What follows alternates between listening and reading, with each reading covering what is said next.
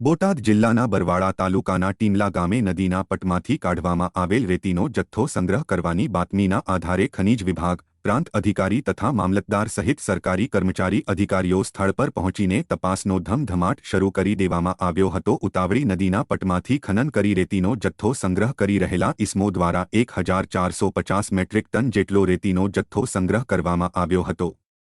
ત્યારે ખનીજ વિભાગના અધિકારી તથા પ્રાંત અધિકારીની હાજરીમાં જથ્થાનું મેજરમેન્ટ કરી તમામ રેતીના જથ્થાને કબજે લઈ સીઝ કરવામાં આવ્યો હતો। આ જથ્થો કોનો છે, કોણ ખનીજ ચોરી કરી રહ્યું છે તે દિશામાં તપાસ હાથ ધરી છે,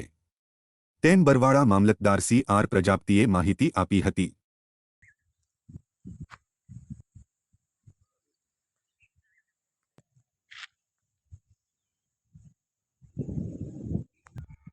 અંદર મસાલો ના આવે પેપરમાં નાખી દે।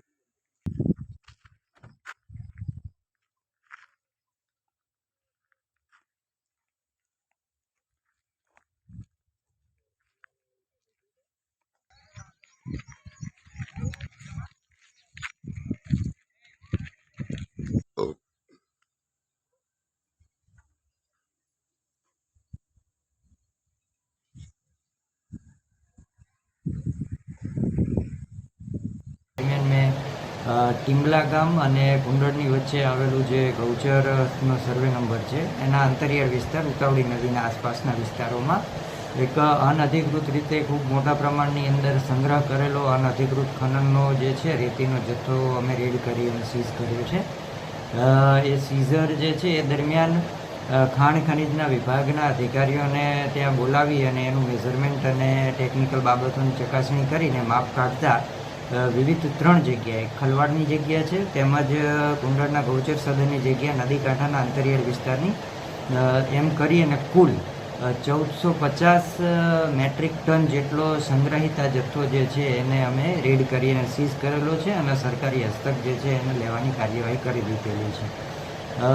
હવે વધુમાં આ વિસ્તારમાં જે તપાસ કરતા અહીંયા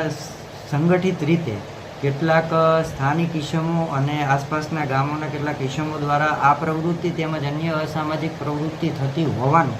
અમને પ્રાથમિક રીતે તપાસમાં મળી આવેલું છે। જે બાબતોને ધ્યાને લઈને એ અંગે પણ જે છે